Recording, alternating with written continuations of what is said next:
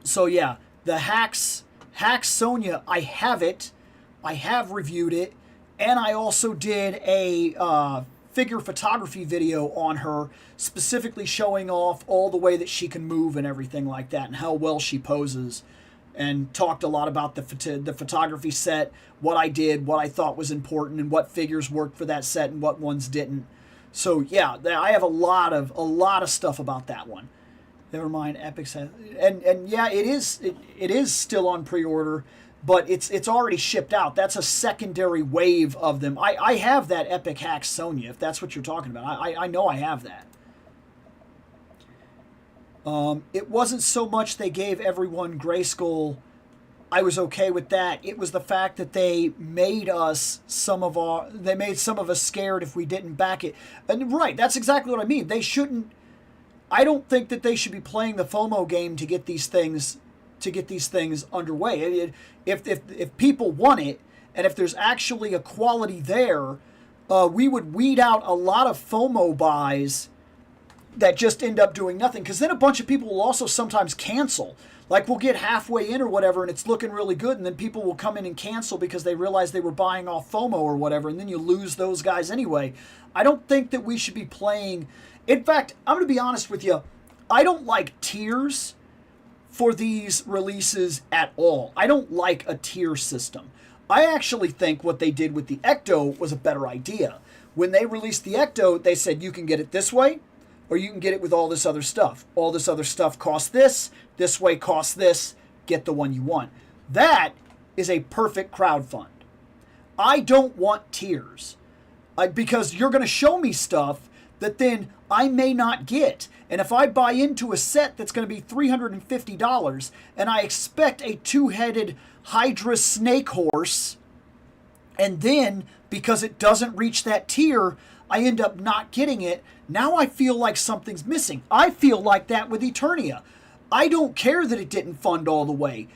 Just because of what it was, we should have got the Wizard. The fact that we didn't get the Wizard is still chapping my butt to this day. We should have got the Wizard. And then, if he didn't proc that way, if we didn't get him in terms of, hey, we have a pre-order or whatever, and if you actually reach the tiers, you get him. Obviously, he was already made. Obviously, I already saw the prototype and whatnot. You could have at least released him for all the people that did buy it, for all the people that still wanted him, for all the units that you sold of Eternia. You should have just released that Wizard as an actual thing on Mattel Creations, and I would have bought him. Instead, we moved on from him immediately and started doing like Geldor, which they still can't sell all of him, and Cowboy Man, which they still can't sell all of him. And like, it just blows my mind. I don't like tiers. I am not a tiers person when it comes to these things. I think they're a bad idea. And also because most of the time, the extra stuff, the tiers are built into the price of the entire thing anyway. So when we don't reach that point and they don't make that, we don't get a discount. They don't go, hey, because we didn't reach tier 4 or whatever, now you guys are just going to be paying this, but we are going to go ahead and make it. They don't do that. So it's not like they're doing us a favor on either side of the equation. They don't say, hey, if we reach this, we're going to get this. But if we don't reach this, it only actually costs this much when we take the money. They don't do that for us. Like, it just, the whole thing feels like a crooked business deal. I really don't like crowd funds with tiers. A lot of us, if we knew we could do the payment plan, we would have rather done that. And I agree 100%. It was a lot easier to do that. Let's see. Beast should alter and change his name to Mr. Beast because you are going to need Mr. Beast money to afford a blue Beast. Right. I prefer the made-to-order model much more than the HasLab model. I get people like that sort of structure to a crowdfunding campaign, but nah, I like the pre-order now, pay next year mode. And I do too. Every single one of those made-to-orders that they've done that are in Marvel Legends, I've pretty much put into all of them because I'd prefer that. I can put back a little money here and there. I know exactly what I'm going to get. I'm not going to be surprised when all of a sudden they pull the rug out from me a little further in and go, nope, didn't get it. You guys didn't pay enough. You didn't get 60,000 of these mugs in here. Like, I really don't. I'm not a big fan of tiers. Anyone fund the Snake Layer? Some people that I know are funding it. Some people I've talked to are funding it. I have not bought into it yet. And I'm going to be honest with you, with everything that's going on, with the pipe that blew up in my lower foundation and the jackhammers that are replacing the concrete in my bottoms and things like that. Like, because the bottom of my house, that really screwed me up. That put me, not to get too personal, but that put me about $12K in the hole. So, like, no, I did not buy into the Snake Layer. And I don't know how much stuff at that kind of level I will buy into for a while. When it comes to the King Grayskull, that is, if we knew we could have still got him and done the payment plan.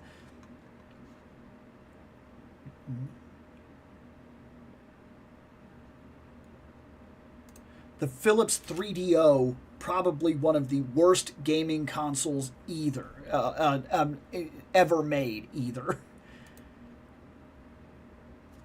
Dude, I did not have one of those, so I've never played one of those at all. So yeah, that one escapes me.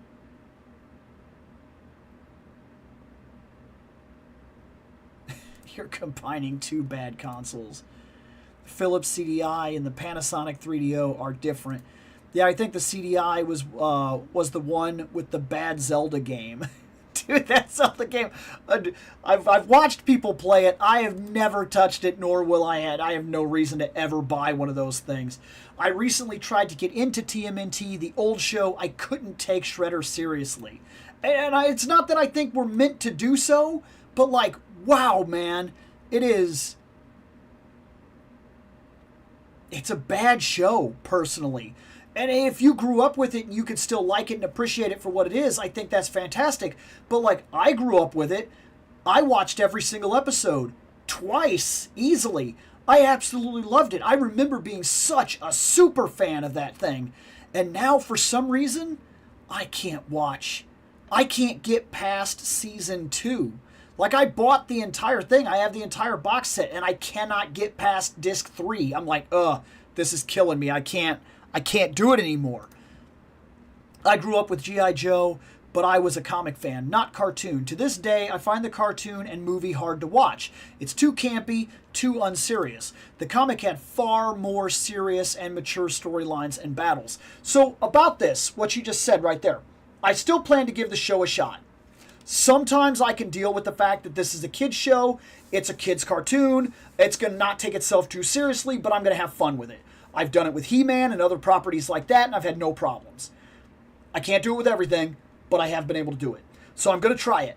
But that's what interests me the most. I see that they're releasing the compendium books, and they're not that awful expensive. That's what I want to do. I want to read. Like, I have a genuine interest in reading the entire Larry Hama run.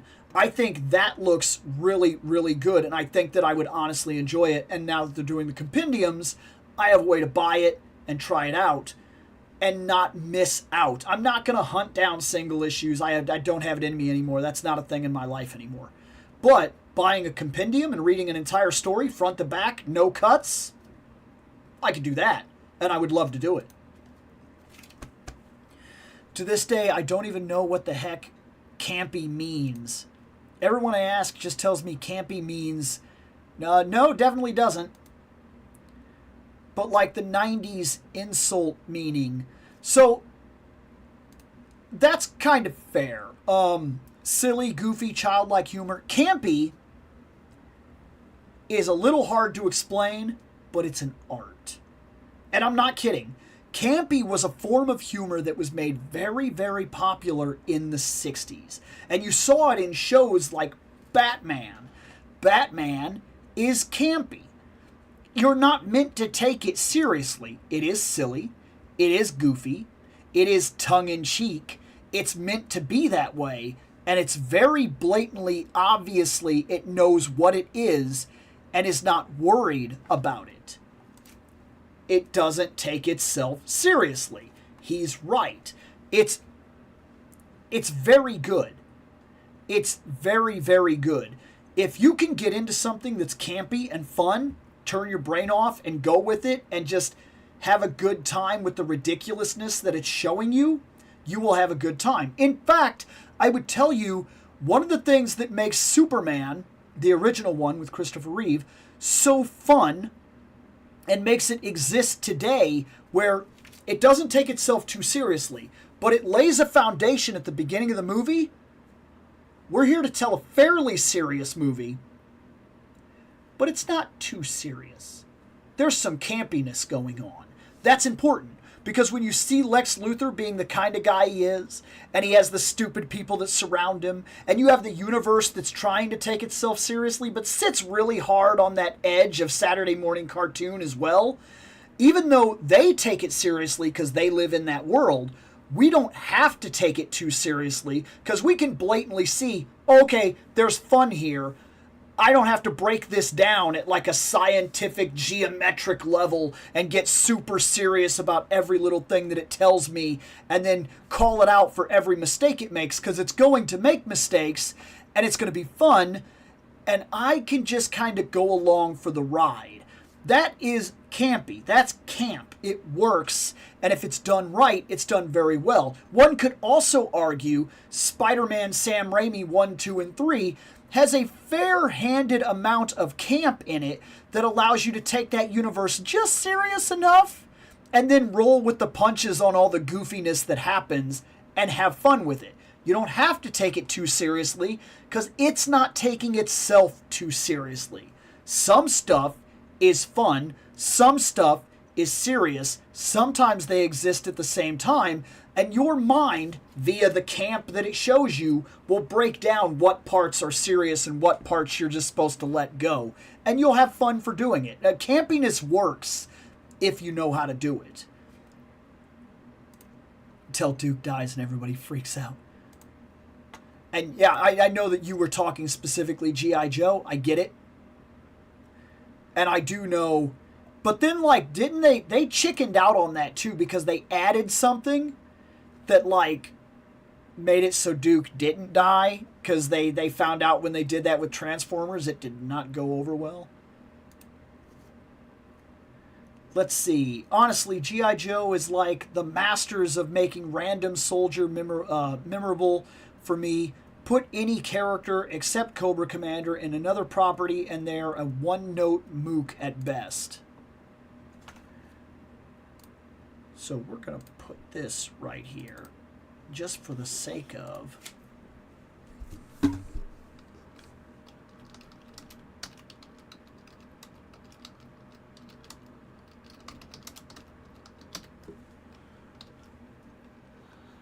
This will be interesting.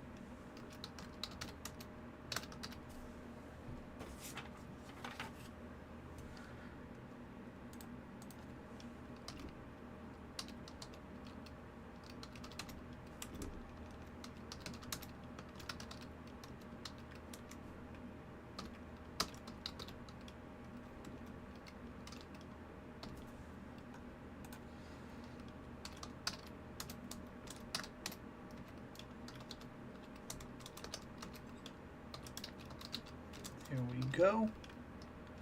And then the last one will be... Oops.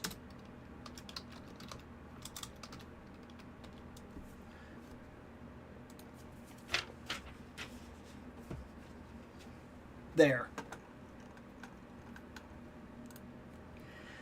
It's kind of sad, but I never watched the old G.I. Joe shows. Wasn't old enough at the time to watch those in that era. Makes me kind of sad hearing some people's stories about growing up watching it. And I get that, because I felt that way very much with He-Man. I just barely missed it when I was growing up.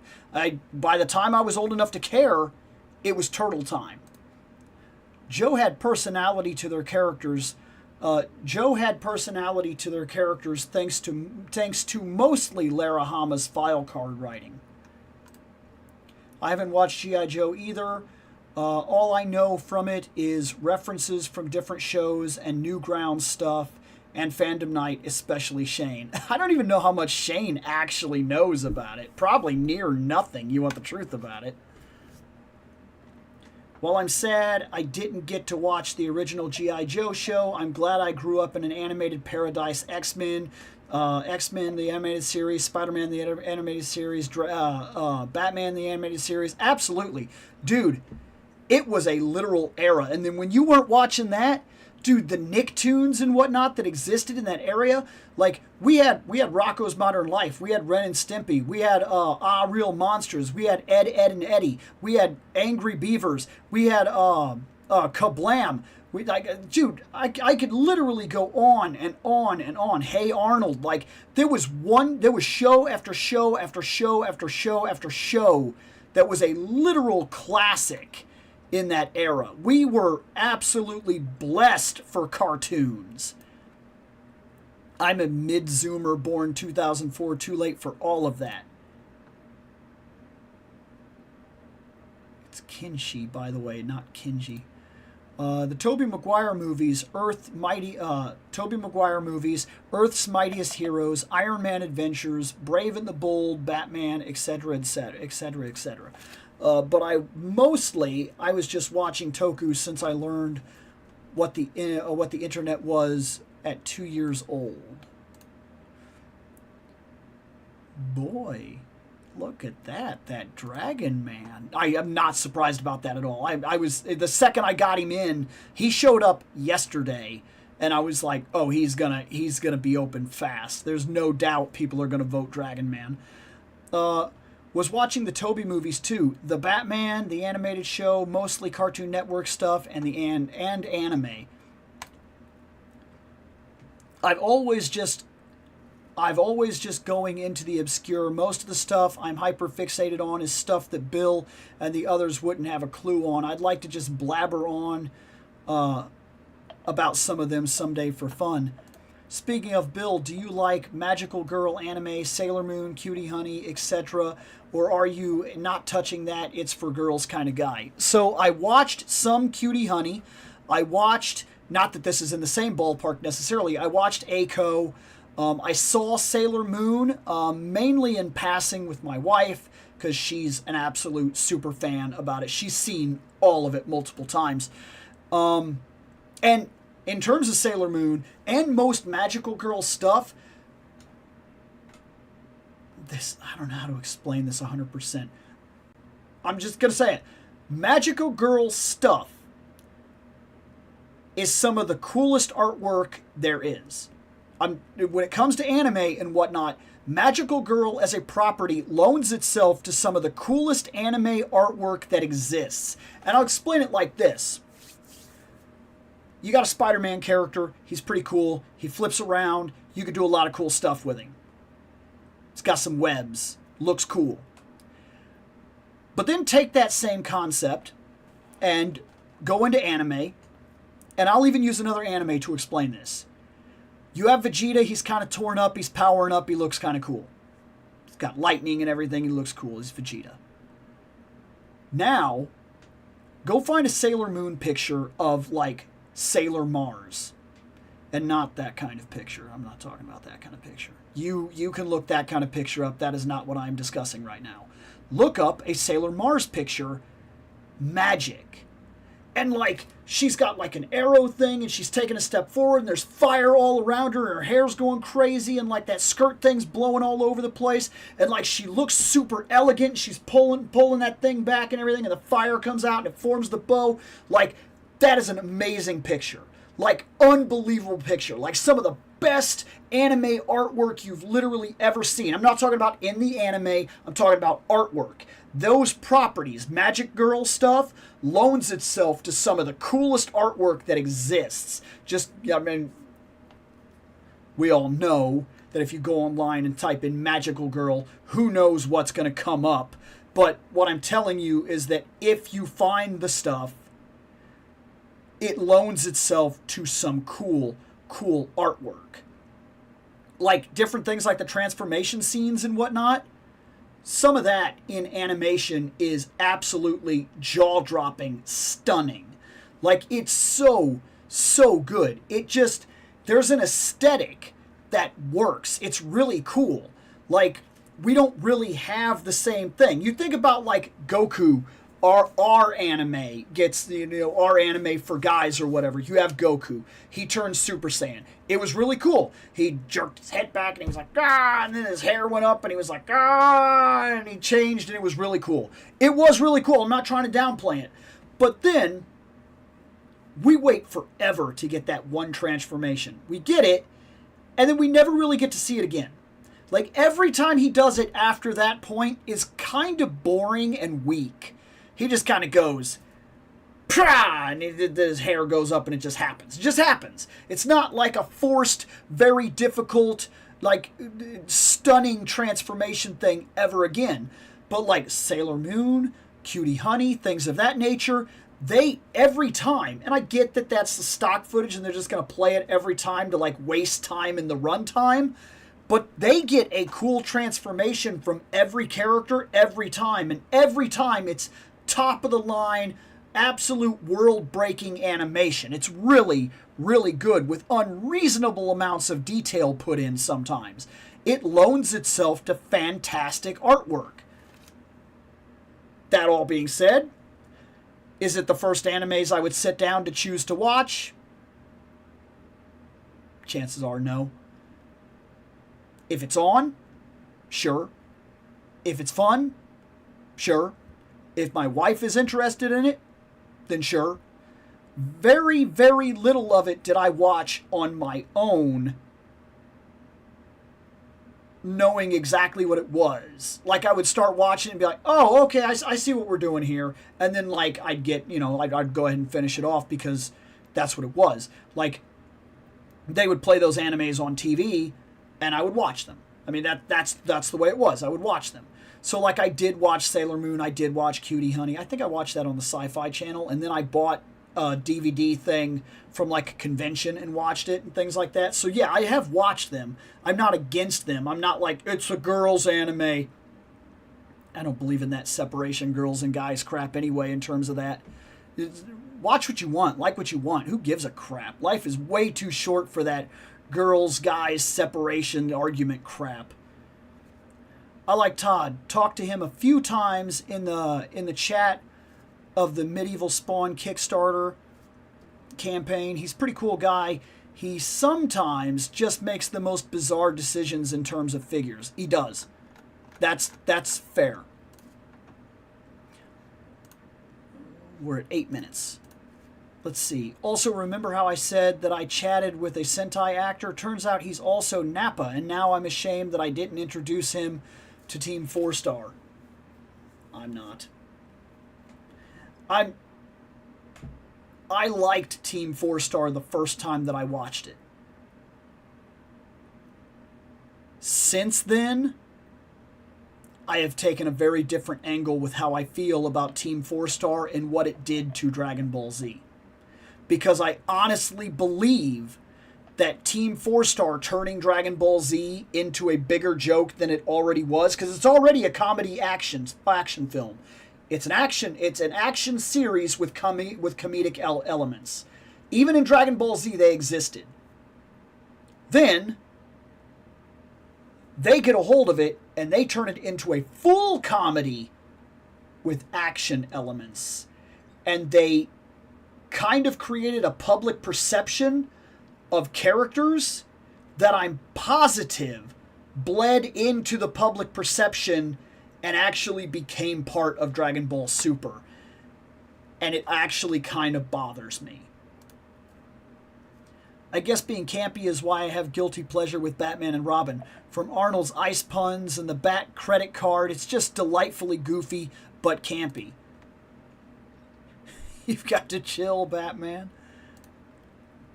Don't forget to add the option Bill's choice. We're still trying to get that first wave because everybody voted. It got just votes all the way down, all the same. What killed the dinosaurs? The Ice Age. Allow me to break the ice. My name is Freeze. And he says, what does he say? He's like, remember it well, for it's the chilling sound of your doom, or some shit like that. All right, everyone, chill.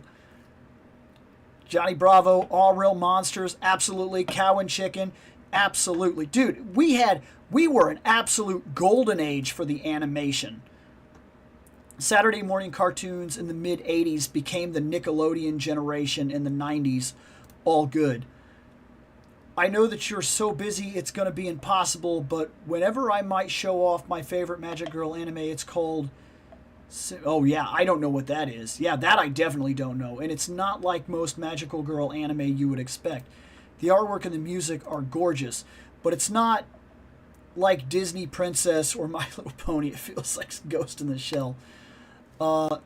If it wasn't because of all the important characters are ladies, you'd call it a regular adult-oriented anime, except there's no lewds. Due to unfortunate financial circumstances, I had to cancel my Dragon Man. Ooh.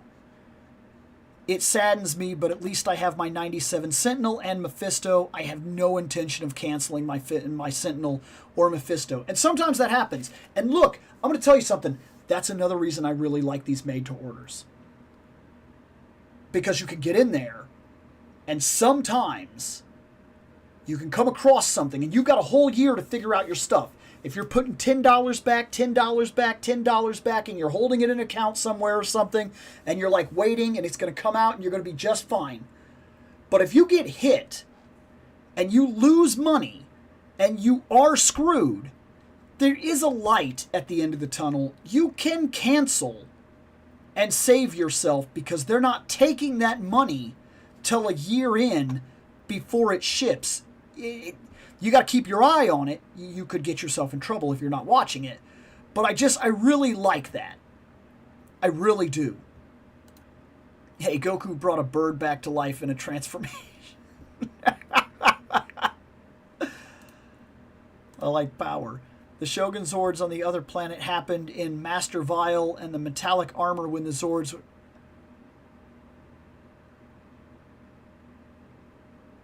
Did I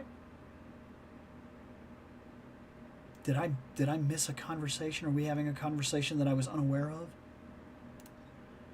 Oh, the 2000s Toonami, Sailor Moon, Gundam Wing, Dragon Ball Z, Silverhawks! Oh, crap, I remember that. Yu Yu Hakusho and Tenchi Muyo. That Tenchi, that was like, that was Seth loved that show. That like started him on like the comedy harem anime things. I like Powerpuff Girls, Dexter, Samurai Jack, Courage. I love Courage the Cowardly Dog so much. Johnny Bravo, what Cartoon Netflix?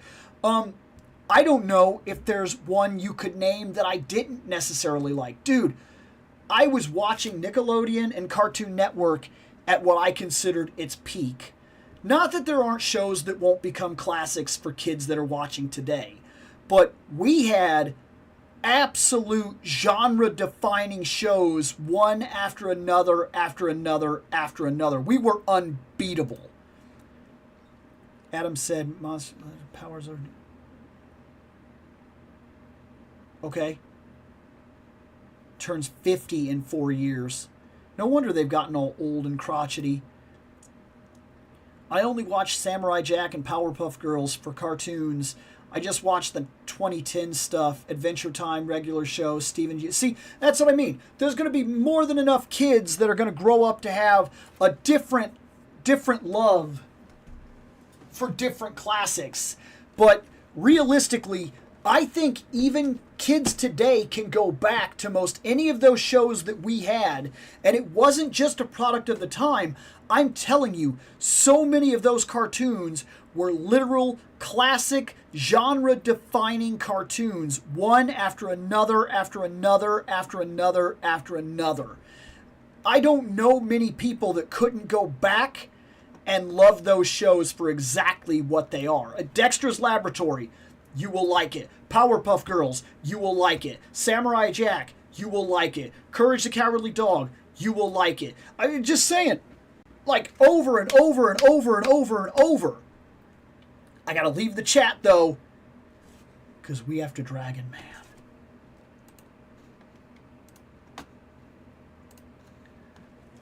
Okay. This has got some weight to it. It really does. And because of what this is, we're not going to do the standard normal flip it opening. I'm just going to pick it up and we're going to start, okay? That's how we're going to do that's how we're going to do it, okay? So let me turn him around. Here we go. Dragon Man. Here he is. I got him. I put the money in. I waited an entire year.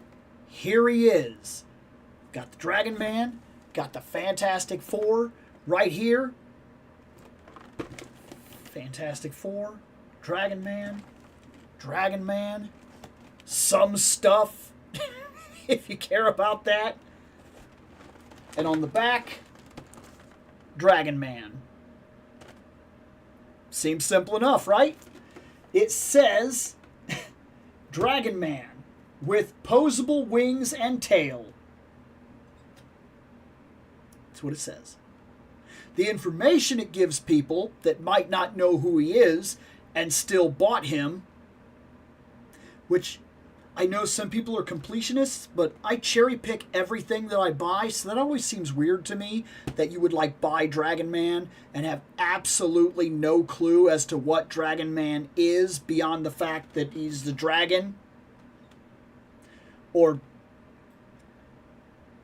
maybe he was a man. Or Dragon Man. Maybe he's just a dragon. Sorry. Designed as a super-powered android, Dragon Man was imbued with life to battle the Fantastic Four until he broke free of his creator's control. Fair. As simple as it is, yes, that's exactly pretty much what happened. It's a little more complicated to be fair, but yes, that is what happened. There was a scientist, he was building this, it got turned on, it got corrupted, it went after them. I love that he started as like a child. It was very much like a childish thing. And part of what happened was that kind of Ben and Johnny immediately took to him as an enemy, and they rushed it, and that kind of caused the big fight. And then after that point, they were fighting. That's what they were doing. They were fighting, and he was mad, and they were fighting, and he was super ridiculously powerful. You got to consider something about Dragon Man, okay? Just to put it out there. Put it out there about Dragon Man. Guys, I know that the Fantastic Four look goofy. I get it. And also, I know that they're a product of their time. And I know that most people, realistically, never stop to think about the power of the Fantastic Four. Because normally, the Fantastic Four, they look a little goofy. I love the Fantastic Four, but I will admit it, they're a product of their time. And when you hear about their powers, I don't think people explain those powers well enough. Mr. Fantastic can be stretchy. It's a little more complicated than that, and he is extremely broken when he wants to be. The Invisible Woman can turn invisible. It's way more complicated than that, and she is super ridiculously broken. She can do feats of strength that would shock most of the Marvel Universe. Human Torch. Dude on fire. Dude makes fire. It's more complicated than that. And his level of power and the amount that he can absorb and things like that, he was ridiculously powerful. And I know the movies like to kind of be simple about it. They're like, oh, he can create supernovas and yada yada. Sure. But like, I'm just saying, guys. Like, here's an easy one to throw at you, okay? Ben Grimm. Big dude made of rock. Since he's my favorite, I'm going to go ahead and explain that one a little more. Ben Grimm is not just made of rock, his skin is stronger than diamond. His punch is so severe, he can hit so hard if he just throws everything he's got into a punch. He can hit so hard that he has taken out the Hulk in one punch. He hit the Hulk so hard that the rocks on the outside of his fist shattered off, and he laid out the Hulk. Laid him out. Nappy time. That is not a small feat. There's almost no characters that can talk about doing that.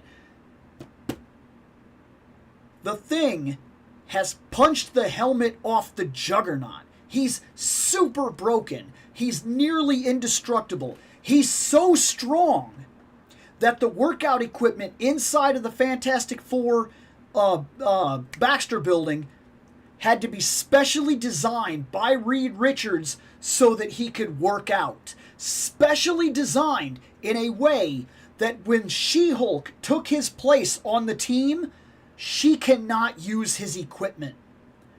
She's not strong enough. I don't care that she's not as strong as the Hulk. She's a Hulk. She-Hulk. Hulk being a definitive idea. Hulks are the physically strongest people in...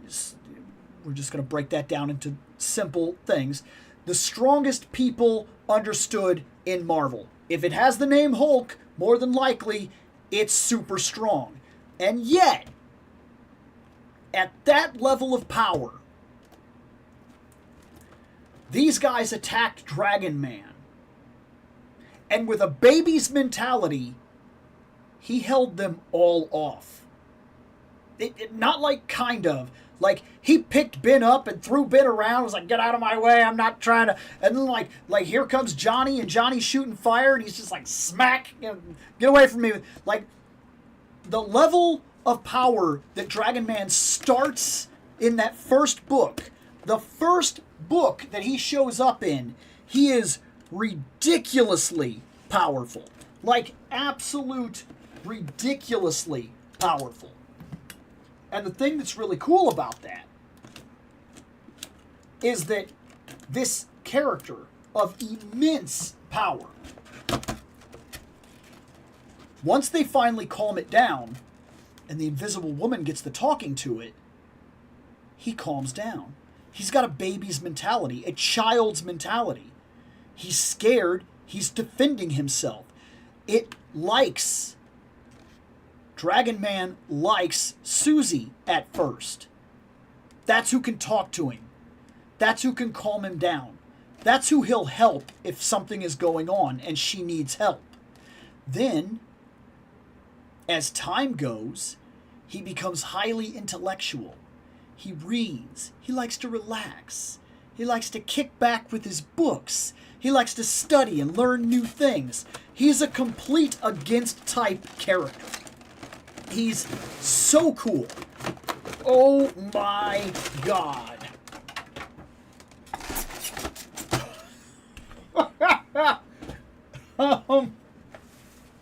Wow. That's for his feet.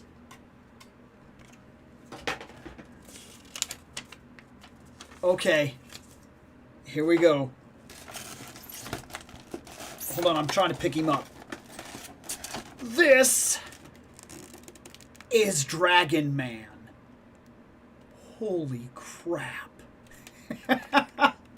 They did not mess around. Look at that. This is huge. I'm going to put him on my shoulder. Do you see? This dude is big. Holy crap. I gotta know. I just happen to have this sitting to the side. I've gotta know. So I gotta get one of the biggest guys I have on the shelf. And we've gotta see the size comparison here. Dude, he's bigger than the Hulk. Not by much, But that's the Hulk standing on his feet in front of him. He's bigger than the Hulk. He's bigger than Ben Grimm.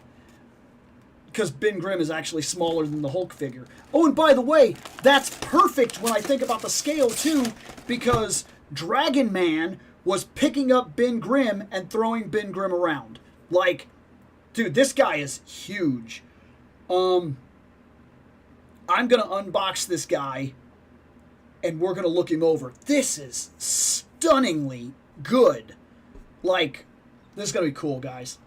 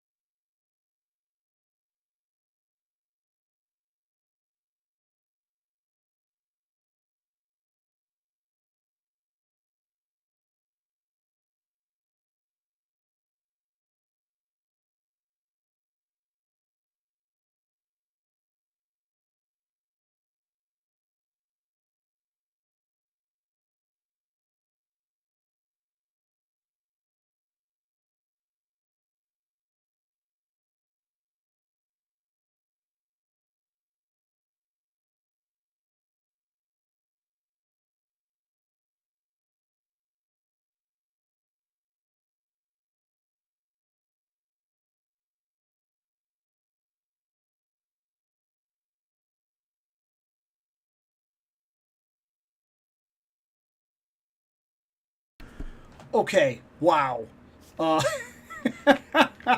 Holy crap. This is wild.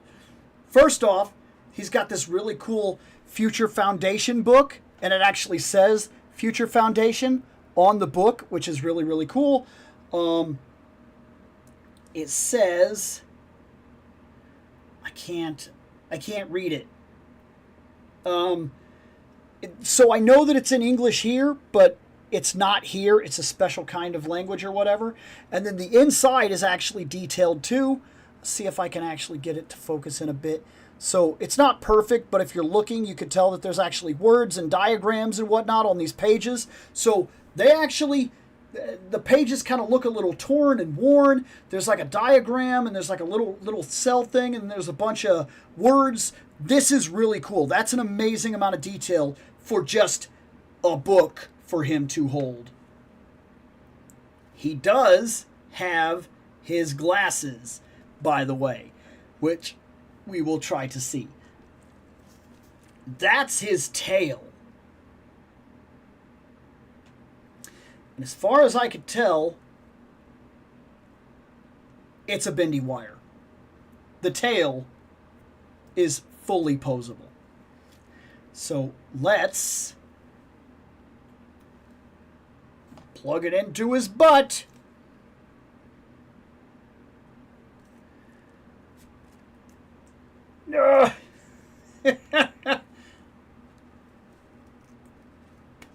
Okay. There. Tail. Look. Dude, this is unreal.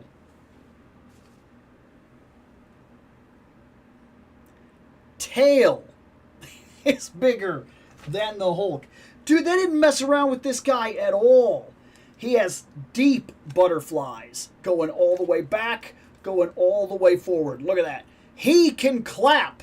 We made this big deal about the Hulk being able to clap. He can clap. Dragon Man can clap. Okay? And they didn't need a weird foam or rubbery thing, which, by the way, I get some people really didn't like that. So far in my time having this Hulk, I'm going to say this. I am torn a little bit on this. I still like this covering because I like that he can kind of do this and it's kind of like real muscles, how it folds in. But what I don't like is for a little while, for about a week or two, I kept this side like this because of a pose, and now his chest wants to automatically be kind of in over there. Like it got used to it and started holding that position. So that I'm not thrilled about. But like I said, that's the thing about these toys is we don't know how they're going to age or be affected until we have them for a while. And that's the first problem I've seen with my Maximum Hulk. But we, of course, have these regular hands, which they're tough hands. They're not, I mean, they're, like, I can move his fingers, I'm noticing, but they're tough hands. They're big hands. And we have the... we do have the double elbow joint, but it might be redundant because his bicep is so big. Let me see. Oh, wait. No. There. Which, by the way, proves something that I was hearing from a lot of people. I was hearing people say that in the Hulk, the reason that we got a single arm joint was because he has big giant biceps. I'm going to call that out and say, no, they just didn't want to give you the other, they just didn't want to give you the dual elbow or the double jointed elbow because look, he can do it and look at the size of that arm.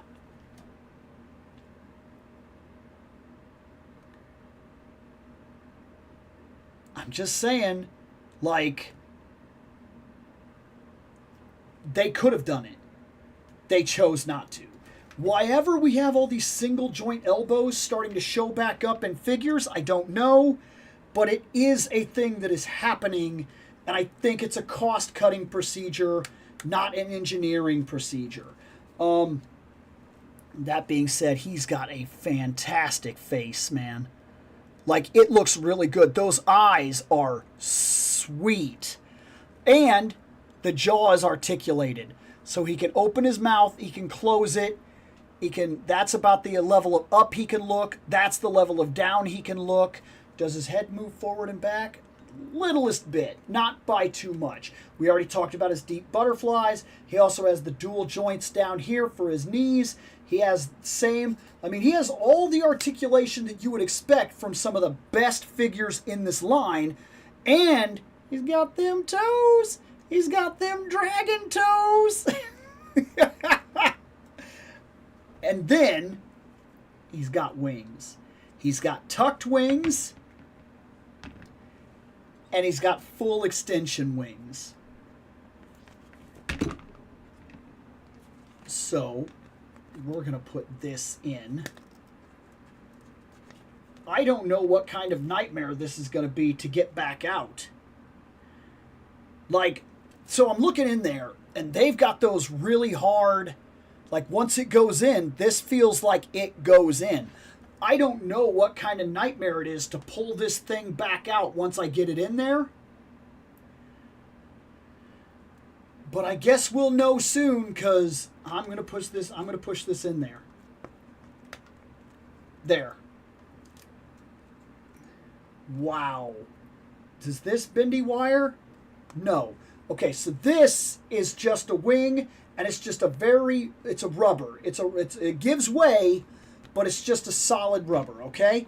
So that's cool. You could also do little things like if you really wanted to mess with it, you could do where one wing is flailed out and the other is not for whatever reasons that you have for picture-wise and stuff like that. But that is his wingspan. I can hide behind this guy. Like, holy crap. This is sick. This is sick. Oh my god, dude. Having a big dragon man is so cool. Couple of things I want to see. We have punching hands. We're not really too worried about that. We know how punching hands work, and we know that this wrist will come off. It's not gonna sell the figure to anybody. Oh man, he has punching hands. I want to see how these. How do we get these? Okay. so I can get him on there. We're going to try to be real careful. There's his glasses. They just kind of sit on there. Word to the wise for anybody that doesn't have this yet, or anybody that even has the slight inkling that you might be picking one up from like the aftermarket or whatever. I don't know what kind of nightmare that's going to be. But if you guys are going after the aftermarket on this guy, okay. If you got yours coming and it's not there yet, which I saw a lot of people already had theirs and I didn't have mine. So, like I said, like regular with this show, I'm usually way behind in terms of reviews, which is why most of my show is talking about the subject, not reviewing the subject. But these, they sit on his nose. And as you saw, I just tapped them and they fell right off. And I mean, there's nothing here. There's nothing here that like holds them in place. I thought because there's these little pokes right here that maybe something with his eyes. No, they just kind of go onto his nose, onto the bridge, and they push down a little bit, and they sit there. That's the worst part on this guy. That's the worst part on this figure. And I'm not saying that's a bad part. I'm saying you better be careful with those glasses. They fall off, they're gone. I'm pretty sure if they fall off, they're gone. This guy is unreal.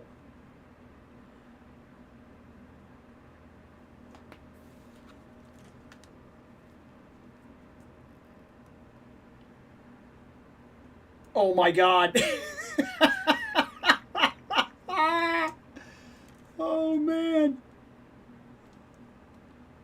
Dude, holy crap. He looks like he's flipping him off. Because I got the snap. Wow. Dude. Do we have... This waist has no articulation. Small thing to call out, but it's there. But you do have the entire upper ab rotation. Everything else is pretty much what you'd expect from...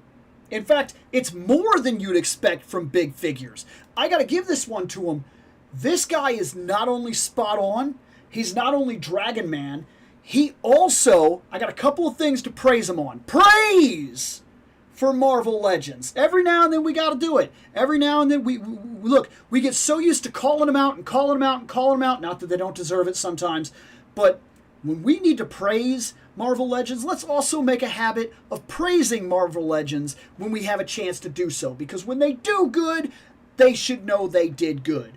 The amount of detail on this guy, on the wings, look at all that. Veins and everything like that, small tears in the wings, his skin and everything that goes all the way down. It doesn't feel like a half-finished figure. It goes all the way down. It's all the way his back. He has that giant tail.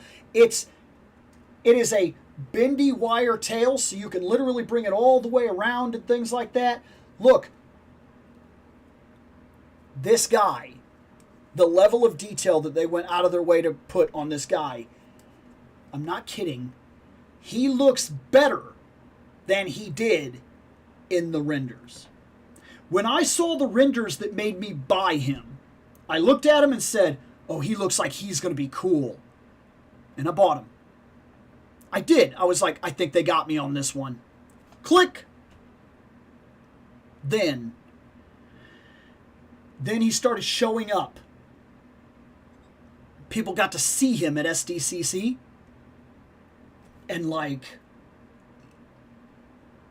I'm not kidding when I tell you, on a personal level, what I see physically here looks better in hand and better on video than what I saw on those renders. Like, I could see the veins in the side of his head.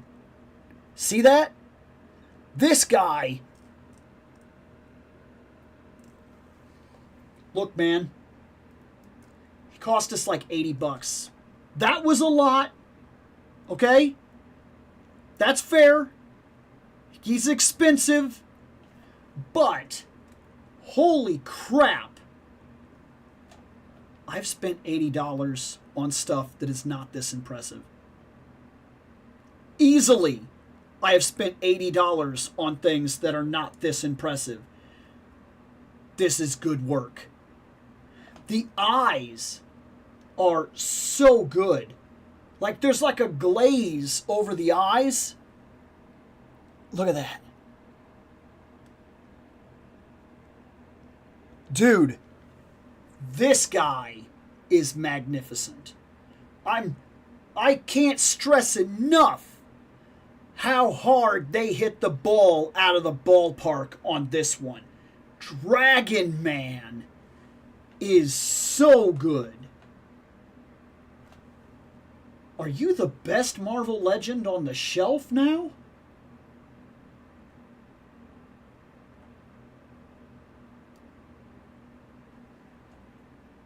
I don't know. There's also changes in the color. So, like, this isn't just like plastic or whatever. You're not just seeing shadows. The colors actually are darker up here and then go down and fade. So there's a paint job that's taking place here. And they put a wash on his face that brought like all these black lines real hard out and everything like that. This guy's sick. How much of a pain is this? I'm going to pull it. Oh, okay. Okay. That's not that bad. So the wings, you got to give them a little force, and then you could put them on like this, and then they're not the full spread wings. That's Dragon Man. Holy crap. Holy crap, that is good. I am running out of room over here on my side table. And I'm going to put this book and whatnot over here, like, because I don't want to lose those glasses. And I'm going to go to the chat. That is unbelievable.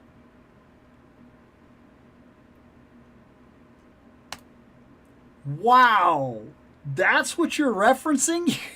You came here to tell me about an old Sentai review? Okay.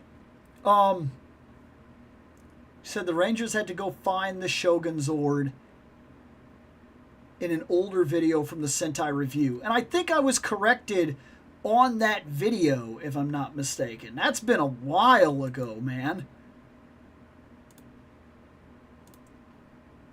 Let's see. Are you going to see the 90s TMNT movie in theaters for the anniversary since they're re-releasing it in theaters? I have to figure out when that's going to be. I would love to. That is still probably my favorite comic book movie ever made. Like, I just think it's absolutely phenomenal. Underappreciated, I would even say. But right now, the one movie I need to see, I only get one chance to see it. And I've got my ticket, and I've got it all lined up, and I'm going with my kid, and we're going to go see Red Sonja on the 13th at 7 p.m., one showing, one theater, one day. That's it. Then it's done. You don't see it, you don't see it. And I want to see it. I have waited since the end of Xena to see a good Red Sonja movie, and this looks like it's it. Yeah, I was very confused too. PBS Kids, WB Kids, Fox Kids, Cartoon Network, Nickelodeon, we were spoiled. Arthur, Cyber Chase, Doug, Rugrats, Cat Dog. Rita and Zed found the Shogun Zords and powered them with Ninjor and the Falcon Zord and issued an ultimatum to the Rangers, had to pilot the Shogun. Yeah, I remember that. I feel like that got called out, though. Billy changed the Zords to work for them. I remember that. Are you copy pasting? I don't know. I don't know what's going on right now. I'm still getting through it. Do you watch Toy Federation on YouTube? And if so, what's your thoughts on it? I personally enjoy watching it, seeing what collections people bring in. No, I actually didn't even know that was a thing. Toy Federation. I'll have to see what that is. I'll have to go watch that and figure out what I feel about it. Wasn't Dragon Man reanimated from one of Diablo's potions? Yes. Yes, if I remember right, that is how he came to life. Looks, the Shogun Zord was so much better than the Zord with the frog, wolf, ape, crane, bear. I had the toy, was pretty epic. I never had that. I had of course the Megazord, and then I had the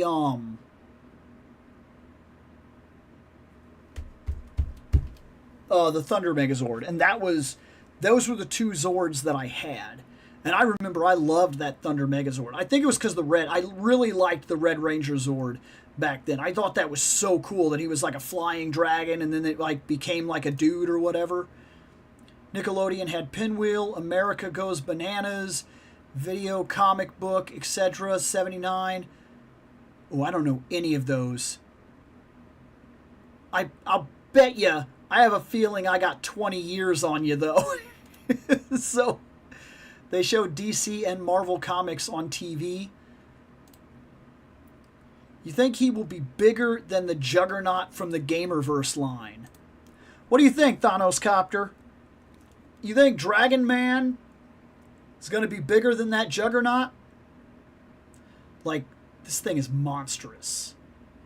I mean, his size is monstrous. I have a feeling that he will be bigger than that Juggernaut. Like, this is crazy. I mean, he's bigger than Hulk. He's bigger than Ben. He's bigger than Thanos by a lot.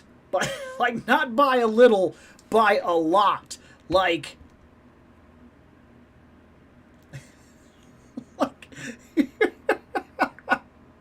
and he's standing in front of Dragon Man too, so the camera even makes him look bigger than he actually is.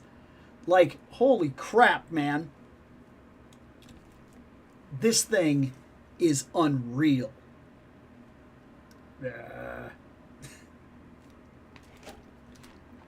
I honestly can't believe it. Like, I gotta hand it to them. Look, when they do right, it's not every day that I get to praise Marvel Legends for just handling it. They handled it this time. This is crazy good work. I mean, I had to pay for that good work, but wow.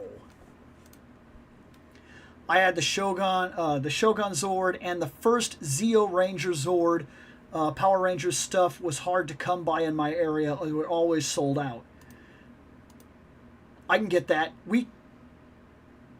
I can't say that I even know how hard or easy it was to get something in my area for that. Like, I really don't know, because of course at that time I wasn't buying it. But maybe it was sold out all the time, because like I said, I had maybe 2 Fliphead Rangers. I think I had like the red and the pink. I had a Green Ranger who was just one of those like bendy wire guys. They were like, you know, they stood like this or whatever, and they would just had the bendy wire in them. And then I had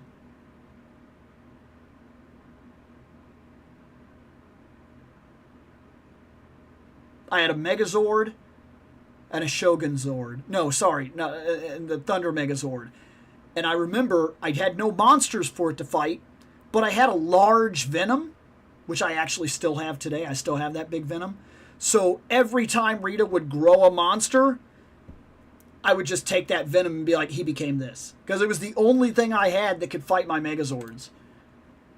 I missed a few hours, but have you commented on the Magic the Gathering card wave gouging prices on something nobody wants?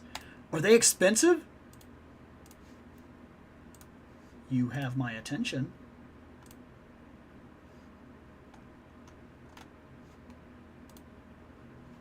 $40. Okay. So...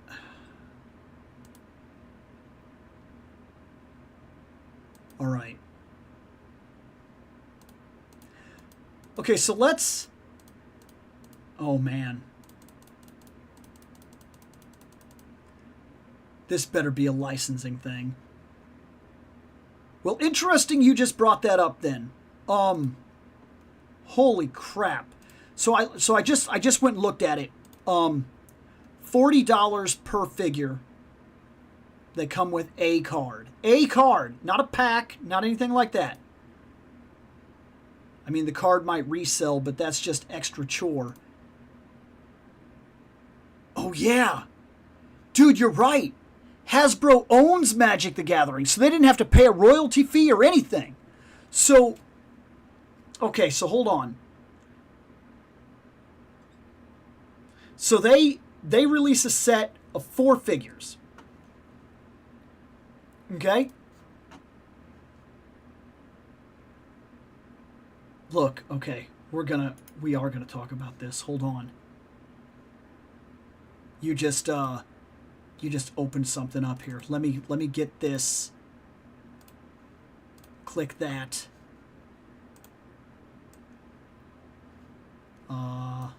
It did not work for some reason. Let me... there. I think I got it. Okay, I got it. So I'm going to get way tiny over here in the corner, and we are going to look at this. Holy crap. Okay, so first off, they released Mary Jane. $40 Mary Jane with a Magic card. Now, I'll be the first to tell you, I do not play Magic. I do not know if that Mary Jane is worth a crap as a card. I don't know. I have no idea. I don't know what deck you would shuffle her into. I don't know how she would work. I don't know her versatility. I don't know anything about that. What I do know is this is a $40 Mary Jane. It looks like a new head sculpt. I'm going to go out on a limb here and say that's a good possibility. It could very well be a new head sculpt. Do I have any information on the contrary? No. Do I know one way or another? No. It's a good Mary Jane head. I wouldn't mind having it for some of my other figures. The arms, more than likely reuse. Everything on her, from the neck down, maybe, because I think these eyes are poking out. I can't tell if this is painted on or if this pokes out. This is painted. And I think the wrists are painted. I don't think we're looking at full sculpting here. Hard to tell. I think this is painted. I wish I could see it better. I'm pretty sure this isn't sculpting. I'm pretty sure this is paintwork. So, that means that for $40 you get a Mary Jane, and they probably only made that spider head, maybe, and that Mary Jane head. The rest of it is all stuff they could have reused on the 10-year-old buck. Why are we still using the 10-year-old female buck? It is time to move on from that buck. This may be popping out. It may be sculpted. I don't know. That's really hard for me to determine. Either way, that's a 10-year-old buck. It's a 10-year-old buck that they're still using. So even if they did the maximum amount of work they could do, they sculpted maybe this, maybe part of this, and the heads. And even still, that's $40 because of a card. So her, not worth it. 100% not worth it. She fails. She is not worth that price tag. Next, we have Agent Venom. Specifically done in the white color palette, which is cool. I'm not saying anything about that. I like it. Anti-Venom. We got card. Maybe it's good. I don't know. There's some stars up here. I don't play Magic the Gathering. All of these guns, they mean nothing. They mean nothing. They're not even part of the argument here in any way whatsoever. They're very cheap G.I. Joe guns. Painted terribly, by the way. They're just solid blue. They're garbage. It's got some smoke effects for the guns. That's pretty cool. I like the smoke effects for the guns. I'm going to give them that. Got... Otherwise, this guy, I'm pretty sure we've gotten him a couple of times. If they added anything new to this guy, I don't know what it would be. By default, he's a better buck than the female buck, but also, I see no lower ab crunch, so we are still dealing with an old reused buck that they're gouging $40 on, I'm guessing because of a card. It's not worth it. So I don't see him being worth it either. I mean, if you don't have one of these and the aftermarket is ridiculous and you need an Agent Venom, go to it. That would make it worth it. This dude. Man Wolf. Okay. Because of what this is, it is Man Wolf. Okay? This is a very rare character. No way, wait a second. And he's built from a more modern buck. This is a new character, new buck, full ab crunches and stuff, right? Yeah, we got the lower ab crunch and everything. We're moving, so we got the middle torso that moves. He's a decently big character. He could be new all the way. I don't know, because this isn't a character that I follow. So, Man Wolf.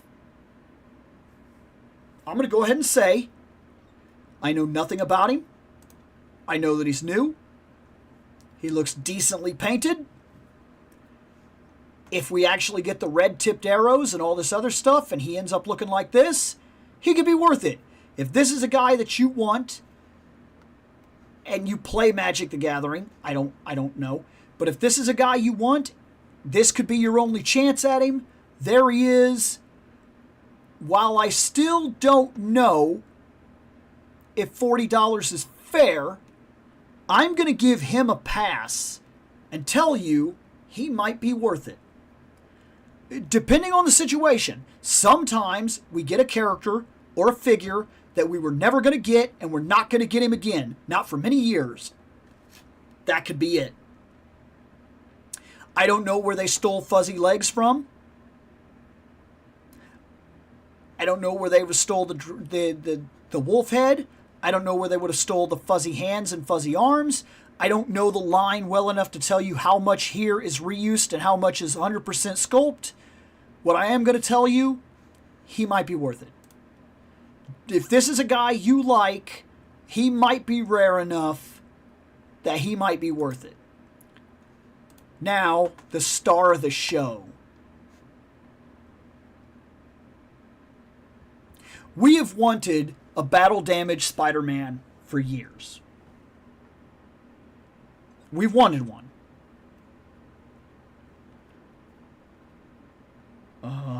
Okay, hold on. We've got real problems here. This is something we've been asking for many, many years. We got the Maximum Spider-Man shield, so no value added. We've got whole new buck from the ground up because we know we don't have torn boots and torn pants and torn arms and torn chest. They had to make this.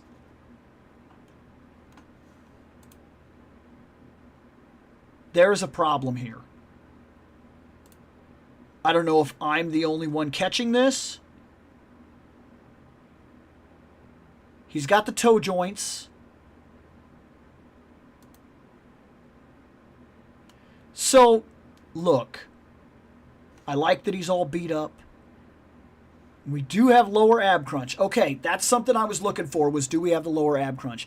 We have the upper torso crunch, which is solid.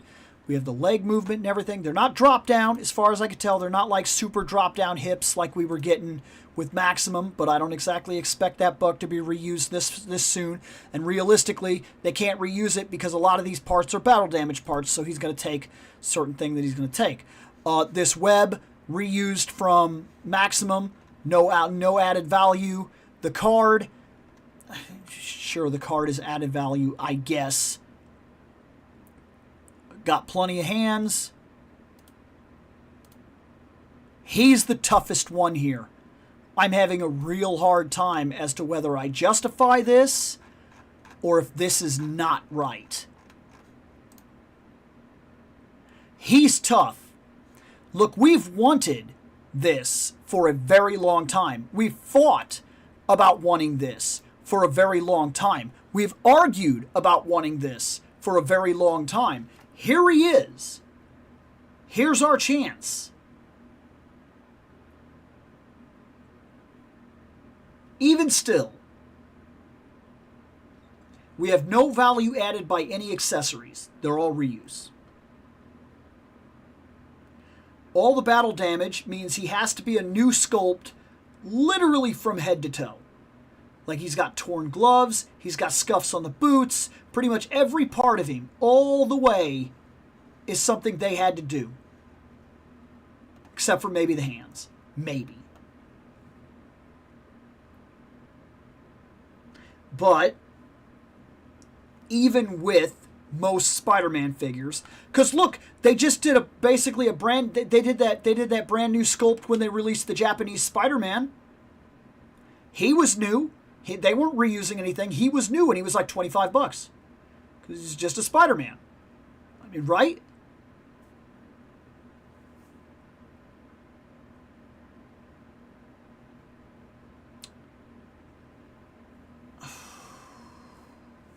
I'm going to land on no. I actually think this buck goes backwards. Look, I'm sorry. They made this decision. They decided to release a Maximum Spider-Man. That was their decision. They set a foundation for the next Spider-Man. Spider-Man works like this. We don't get to argue about this. This is the way Spider-Man works. When they release Spider-Man figures, they always set the next generational bodies. Every time. They made themselves this way. They chose to be this way. They made this decision, okay?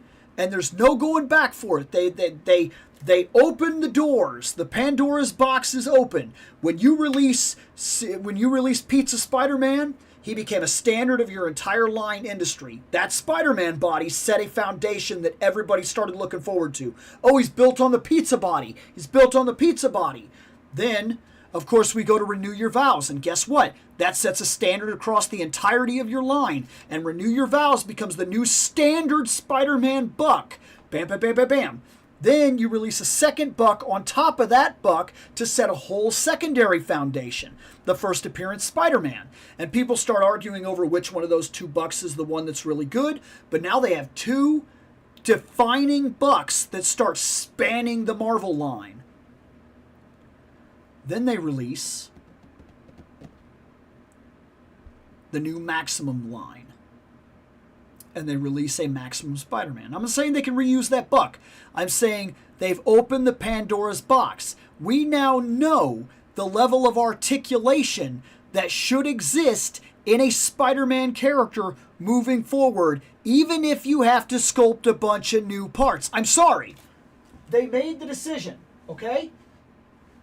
They made a decision that this Spider-Man right here is a thing. That this Spider-Man right here is a thing. He's a thing, and he's swinging, and he's looking at stuff, and he's a wee. And as long as he is in existence right now, as long as this Spider-Man is a thing, other Spider-Man in the line have no choice but to compare to him. It doesn't matter what your personal feelings about it are. When they released Pizza Spidey, Every Spidey that came out after that was literally measured against Pizza Spidey. When they released Renew Your Vows, every Spider-Man released in the line after that was literally held up to the standard of Renew Your Vows.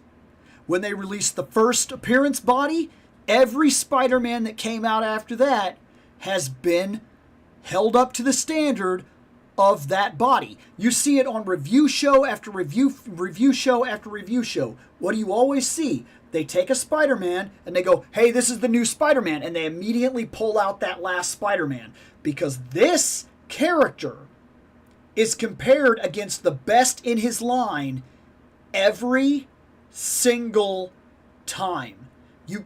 Maybe you can get away with it with other characters. You release a Cyclops, you release another Cyclops. Okay, maybe we're not comparing Cyclops to Cyclops. We're going, hey, we got a cool Cyclops now. I kind of like the one before this one. Oh, I really like this new one. End of conversation. We've got nothing else to really talk about, right? We're just like, Cyclops, it's cool, we got him, it's cool. People aren't like pulling out the last Tiger Stripe Wolverine to fight him against the new Tiger Stripe Wolverine on a daily basis. Every single Wolverine that comes out is not automatically compared to the last one. But Spider-Man is. And because of that alone, not worth it. So that puts you at one figure for this entire Magic the Gathering wave, one figure that is worth a $40 price tag. One. Everything else, not worth it. Even if you were to tell me that the Magic cards are $10 cards, that's a $35 figure. I have seen nothing to make me believe that they stand above the regular figure release price. That's $25 right now, roughly estimated. Even if that Magic the Gathering card is a $10 card, and will it resell for $10? I don't know. That is $10. That is a $35 figure, which means every $40 price tag, nope. No. It's not worth it. So, 3 figures in that line are not worth the price. Does that mean don't buy them? Look, if it's going to bring happiness to your life, spend your $40.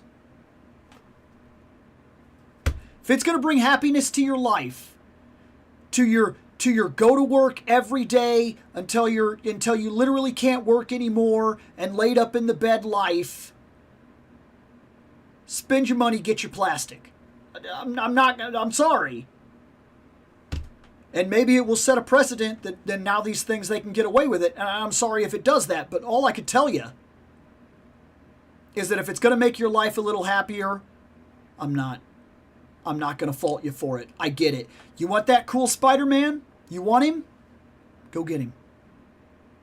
That Wolfman is the only thing I see that stands out to me that feels like something you A, have not got before, and B, will not get again. He's rare enough that I'm willing to say that if you pay the $40 for him, he's worth it. And he's worth it because the next chance you will ever get to put him on your shelf, figures will probably be $40 at base value by the time we get to that point. So look, guys, that one, I'm gonna go with it. I'm gonna leave it alone. The rest of this line, all 3 figures, not worth it.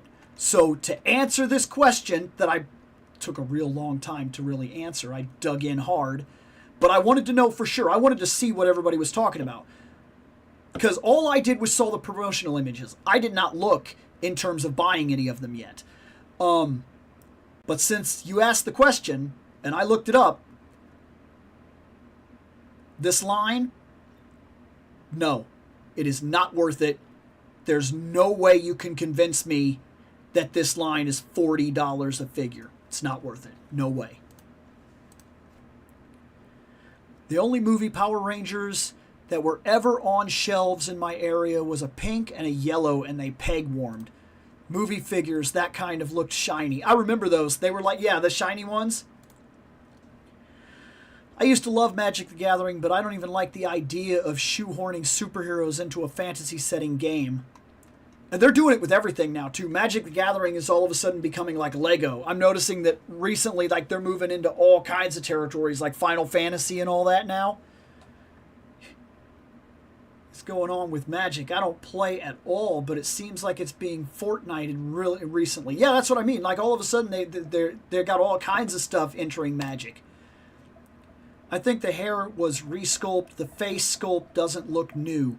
Well, I know that face sculpt is, it's this Parker, but he's got battle damage on the face, so I imagine that he is new.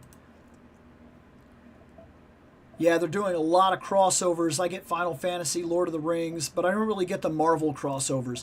Isn't there like a dang SpongeBob? I wouldn't know, but that makes me laugh. I think they're going the Funko route. Every IP can be a Magic card. And it's true, they can. They added the Tendril since the recent release. So the Tendril was new on that Venom. Okay. Kind of. It's a repaint of the new Agent Venom with Nerf guns. And a card with Nerf guns. Manwolf dresses like he just placed second on Drag Race. Slay Diva. Maybe they could reuse part of him for the Captain America werewolf thing if they wanted to get any more use out of that buck. I don't know. Manwolf, I can see him being a high item for comic figure collectors. $40 ain't fair because it's a card. Manwolf opens the door for Werewolf by Night. That's very possible. Yeah, I hadn't even thought about that. That's true. They should have done packs and a card. That's Jonah Jameson's son. Oh, yeah. Oh, crap. Yeah. I forgot. Yeah, J. Jonah Jameson's son became a werewolf. I forgot all about that.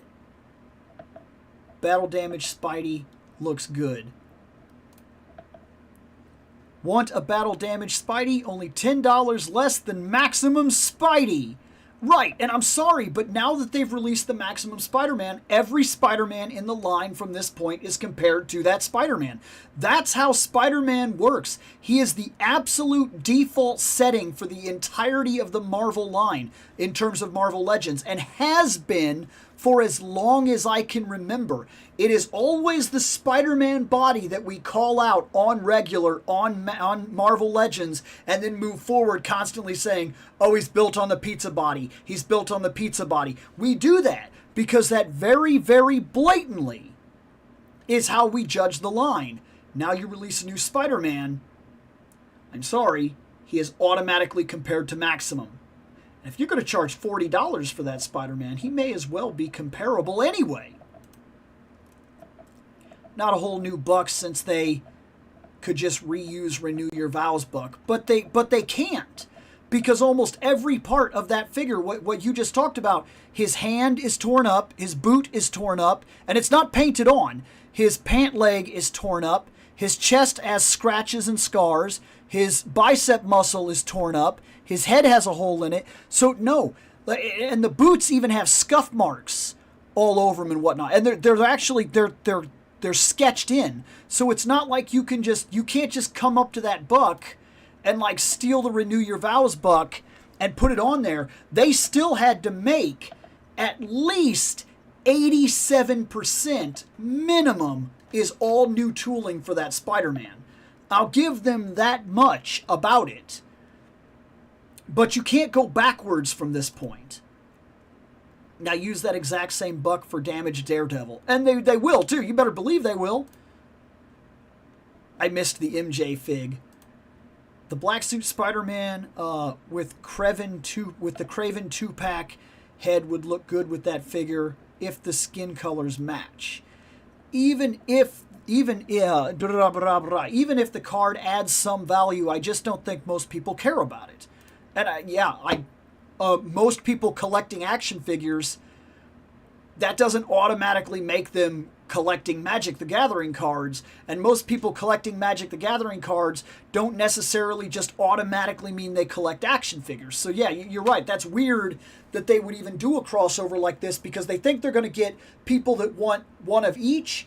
You'd almost be better to partner with somebody and be like, hey, you like Magic? Do you want that Spider-Man card? And then go in like so much with them or something like that. Because it's not necessarily that.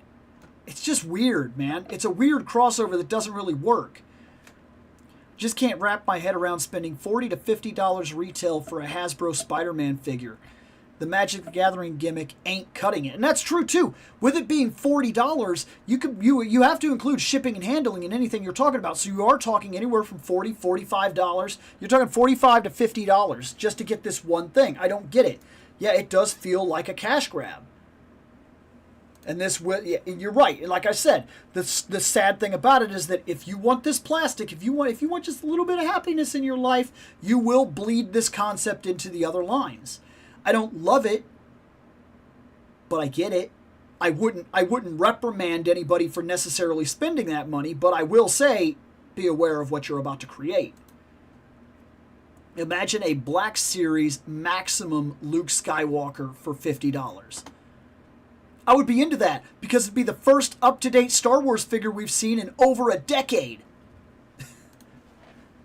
Wait until the 2-pack adds 2 cards. Oh, crap! I didn't even consider that. You're right. What's that, an $80 2-pack? Jeez, man. You're really milking the Home Alone tonight. I was going to try to catch the VOD since I'm stuck dealing with the concert crowd. Cards could definitely go up in value, but I don't want to have to try to sell them later either. Right, that's a pain. Let's see. The Magic Gathering gimmick stuff costs more than the classified anniversary figures and firefighters. The value isn't there for the customer on this fancy legend stuff. SpongeBob crossover is real. Oh my god. So, yes, dude, I'll be honest with you, man. I have to wake up at 5 a.m. every day. I have to do it. I have to wake up at, like, it's probably a bad idea for me to be awake right now because it's 11:30, but I have to wake up at 5 a.m. every day to take care of the dogs. So I was up at 5, and then I did nothing. And then I came in here and I played Jet Set Radio, and then I went to breakfast, and then I went outside, and I took the chainsaw, and I cut up all the tree, and I fixed everything, and I walked all that down to the edge of the yard, and I put all the firewood and whatnot together, and then I had to readjust the chainsaw and everything, because I used it, so I had to tighten the chain and whatnot, and make sure that it was oiled up and everything, and then put it back in my stuff. And then I went and I did my grocery shopping. Then I came back here. Then I did some editing. Then I watched some YouTube. Then I came back in here and played more Jet Set Radio. And then I posted in the group chat like 6, 7, 8 times, hoping that somebody would want to do something. Nobody ever said a word. And then finally it was like 8 o'clock at night, or close to 8 o'clock at night, and I was finally like, I have to do something. So I decided to look for somebody that was doing a live. I kind of looked for a minute, and then I didn't find anything that I wanted to like jump into. And so I just said, okay, I guess I'll do a live. And that's, yeah, so like, it's been very weird to be home this weekend and not have anybody around. Like, I don't have anybody around. Like, that's very weird for me. I'm very used to this point being like, I always have my kid, I always have my wife, I always have me, I always have a couple friends or whatever, and I'm always trying to figure out how I'm going to fit in all my other stuff. But then because of this trip, this was really weird, because, like, my kid went to her mom's, and my wife went to her sister's, and, like, I sat here all night last night being like, what do I do? Like, I don't even know what to do anymore, because I am so used to being so busy that I no longer know how to handle not being busy. And then, like, then today I woke up and there was nothing. There was nothing happening all day, to the point where I went outside, did like heavy labor. I did my workouts. I did everything I was like supposed to do. And then I started trying to find things to do. And then I was like, it is really weird to have nothing I'm supposed to do. And then like finally, I just like, because being awake since like 5 a.m., now it was like 7 something at night. Like, that's a long time to, like, wonder what you can do. Like, it was a lot. I'm not saying you weren't. I'm saying that I don't know how to handle just, like, sitting around by myself anymore. Like, I don't know how that works anymore. I can't start playing a video game because, like, if I start playing a game and I, like, dedicate to the game, I know I'm not going to finish it. So, like, I can't really do that, so I don't even want to start that. I'm so used to watching movies with my wife and my kid now that it feels weird to sit down and, like, watch a movie by myself. And then, like, Nick told me that we were going to play Jet Set. And then, like, I don't know if he got busy or whatever, so, like, that never happened. And then Shane told me last night that we were going to play Jet Set, that, oh, yeah, I'll download it. And then he never did. I don't know if he got busy with his wife or what. So, like, I was just sitting here, like, all day doing nothing. So, yeah, I came in here and I did, like, a 3.5-hour stream. I recently got that in-art Batman, and oh boy, that thing is a doozy. Fancy 112 figure collectors got themselves a Jada Toys to actually care and shake things up. And that's good. I like all the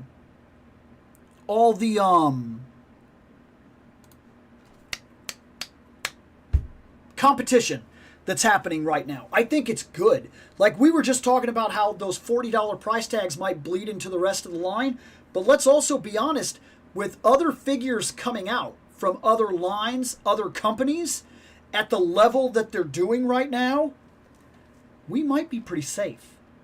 Because there's more options now than there have ever been. Not necessarily for Marvel.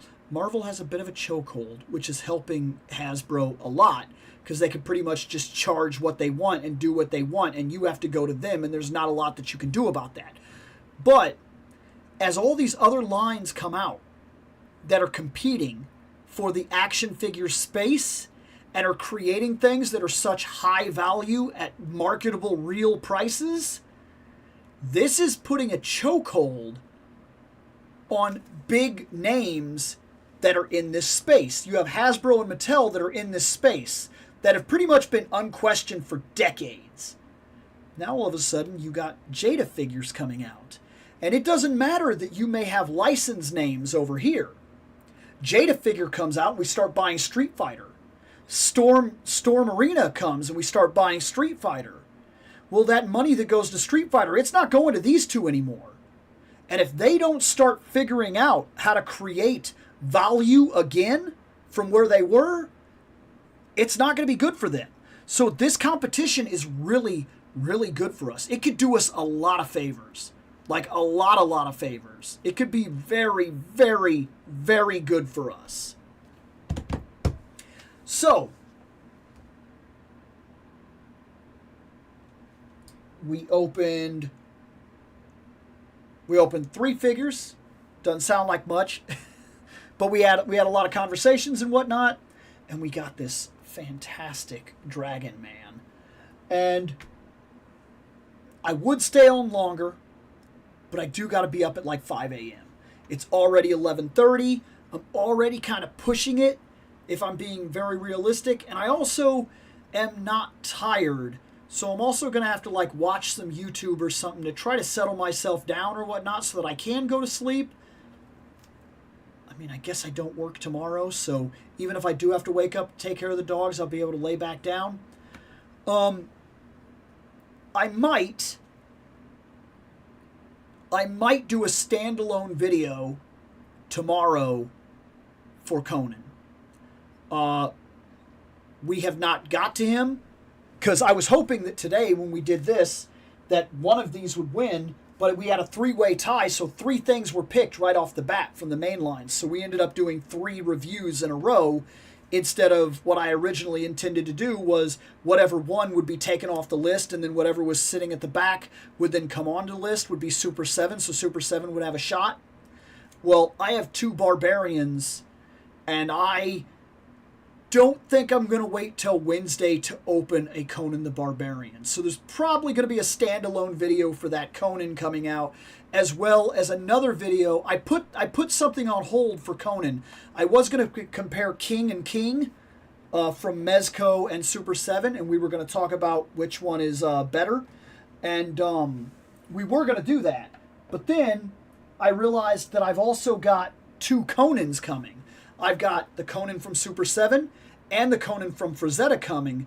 So we're just going to talk about 4 Conan the Barbarians in one video and what I think is the best current Conan that I happen to own, not necessarily what everybody should go out and buy.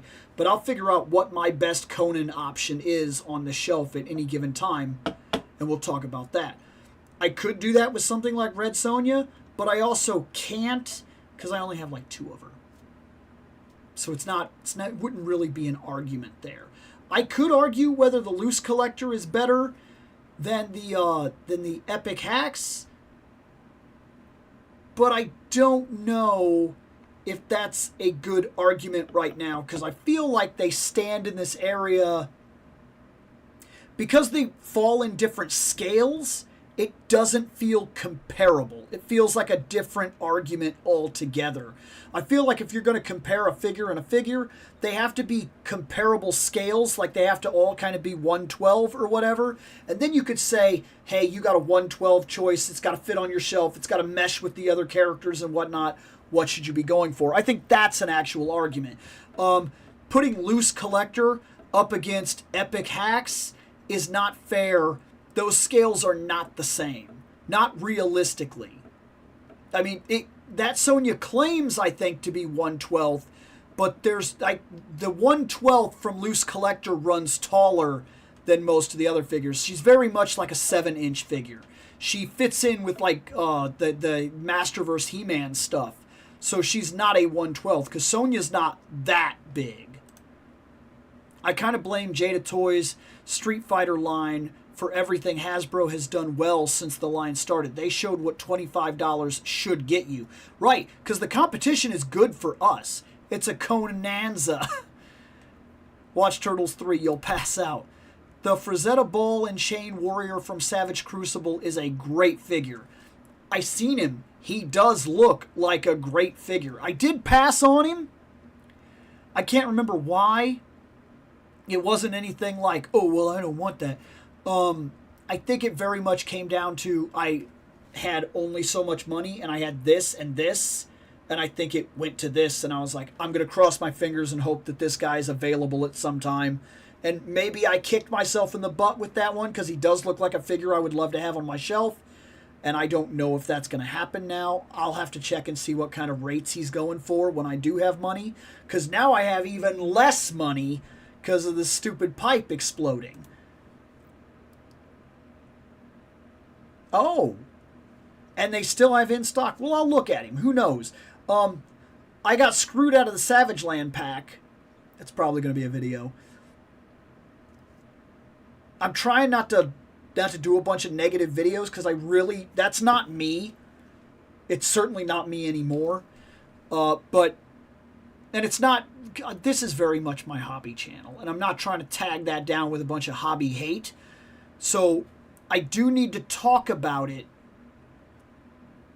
but I also need to be careful about how many negative videos come out. I don't want those kind of subs.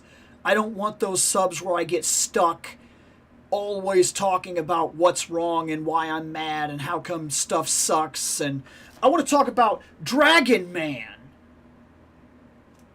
Yeah. He was a dragon. Yeah, this guy's so sick.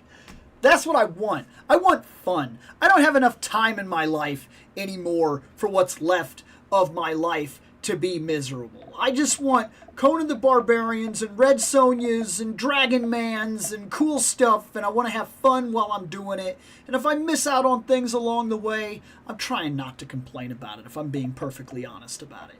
Every now and then, look, this is a hobby, and every now and then we do have to talk about the negative sides of that hobby. We have to talk about when prices are wrong. We have to talk about when sales don't happen the way they should. We have to talk about stocks and things like that. And like, you know, made to orders, and we have to talk about tier systems and things. Sometimes we have to talk about these things. But I want to keep this a mostly positive channel because I don't have the energy for all that angry anymore. There will be another in-stock sale coming up too. That's good. I'm going to try to keep my eye on that one because, like I said, I could repivot the money that I lost because I couldn't get the Savage Land. And this is what I'm talking about. This is what I'm talking about, the positive of it. I couldn't get the Savage Land. That bums me out. It really does. It makes me sad. I really wanted that. It was the only SDCC thing that I held back for. I said, I just had the sewer line pop. I don't have any money. I could spare about $100 at best. Let me look at the SDCC. I'll pick one item and I'll go for it. I pegged all my bets on the Savage Land pack. One could argue I was stupid for having done that because I should have known how impossible that one was going to be. But I put the money back and I said, I'm doing it. Savage Land pack is my SDCC this year. I didn't get it. That does mean that that money is there and can be repivoted to something else. Maybe. Maybe this is perfect. So I actually really appreciate you telling me that because he does look like a really, really cool barbarian for the shelf. And he has a Conan edge about him. So he interests me a lot. I could very much make use of that guy. Well, thanks for hanging out.